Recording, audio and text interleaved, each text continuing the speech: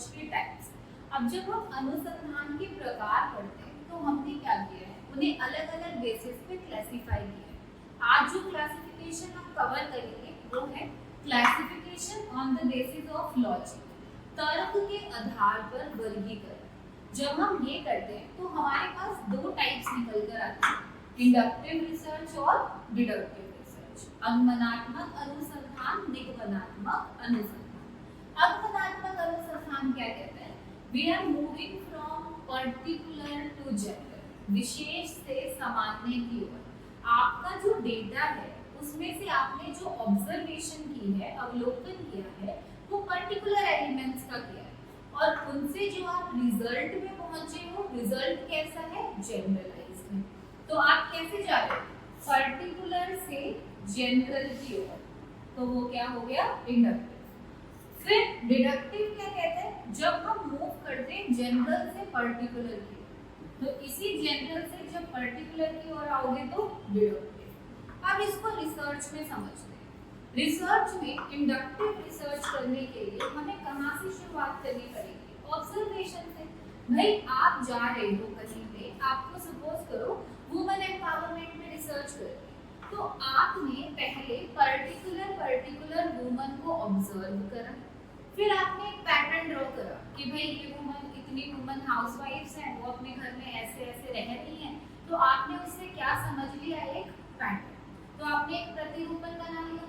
अब उसके बाद में आपके दिमाग में एक हाइपोथेसिस आ कि आपको ऐसा लगा कि जो हाउसवाइफ्स हैं शायद हम उनको जितना वो डिजर्व करते हैं उतना कंट्रीब्यूशन या उतना रिस्पेक्ट, उनके कंट्रीब्यूशन के बदले जितना सेटिस्फेक्शन मिलना चाहिए उतना नहीं दे पा रहे। ये आपने क्या बनाया, हाइपोथेसिस। और इस हाइपोथेसिस को जब सही प्रूफ कर दिया तो क्या निकल के आ गई, जनरलाइजेशन। कि इंडिया में लगा लो, अगर आप इंडिया के बेस पे कर रहे हो या जो भी आपका एरिया है, उस एरिया के आधार पे आपने ये जनरलाइज कर दिया कि जो हाउसवाइफ्स हैं उनको क्या नहीं मिल रहा है, उनके वर्क के प्रति क्या नहीं मिल रहा और सेटिस्फेक्शन नहीं मिल रहा। फॉर एग्जाम्पल अगर हम एवरेज बेसिस पे देखें तो मेल सोसाइटी में अगर मेल निकालें या कोई भी जो बाहर काम करने जा रहा है वो कितना काम कर रहा है, 8 घंटे, 9 घंटे, 10 घंटे, और एक हाउसवाइफ 14 से 16 घंटे। तो आपने ये सारी चीजें कहाँ ऑब्जर्व की है, यहाँ, और इससे किस पे पहुंचे हो, जनरलाइजेशन पे। अब यहाँ तक तो हो गया इंडक्टिव। जैसे ही आपने जनरलाइजेशन ली, सामान्यकरण किया, आपकी इंडक्टिव रिसर्च कंप्लीट। ये तो हो गया एक तरीका। दूसरा तरीका क्या है, आपको किसी ने ये जनरलाइजेशन दी, आपने कहीं से एक थ्योरी उठाई कि इंडिया में हाउसवाइफ्स को हम उनका जितना कंट्रीब्यूशन होता है उसके बदले उतना पे या उतना सेटिस्फेक्शन नहीं दे पा रहे। आपने एक थ्योरी उठाई जो एस्टेब्लिश्ड है, उस पे फिर हाइपोथेसिस जनरेट की। आपको लगता है कि नहीं भाई ये जो थ्योरी है ना ये यूनिवर्सल नहीं है, ये बहुत सिचुएशनल है, कहीं पर ऐसा होता है, कहीं पर ऐसा नहीं होता। आपने मान लो कोई एरिया स्पेसिफाई कर दिया कि नॉर्थ साइड ऐसा हो रहा है, साउथ साइड नहीं हो रहा है, या जो भी, जैसे भी आपको इसमें से हाइपोथेसिस समझ में।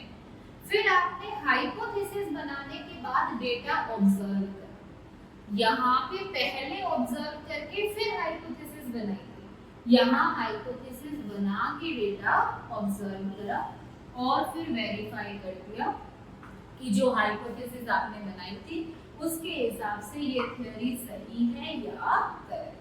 तो वहां जब आप पहुंच गए तो कहां से शुरू किया था, जनरल से, और वेरिफिकेशन तक कहां पर खत्म किया, पर्टिकुलर पर। ये क्या हो गया, डिडक्शन। तो जब हम ऑब्जर्वेशन से जनरलाइजेशन तक गए इंडक्टिव, जनरलाइजेशन से वेरिफिकेशन तक आ गए डिडक्टिव। तो ये याद रखना है, अवलोकन से सामान्यकरण अनुमानात्मक, सामान्यकरण से जांच परिणाम निगमनात्मक। Okay, thank you everyone. ऐसे ही और वीडियोस देखने के लिए, रिसर्च को और डीपली जानने के लिए जुड़े रहिए with the educational research foundation. Thank you.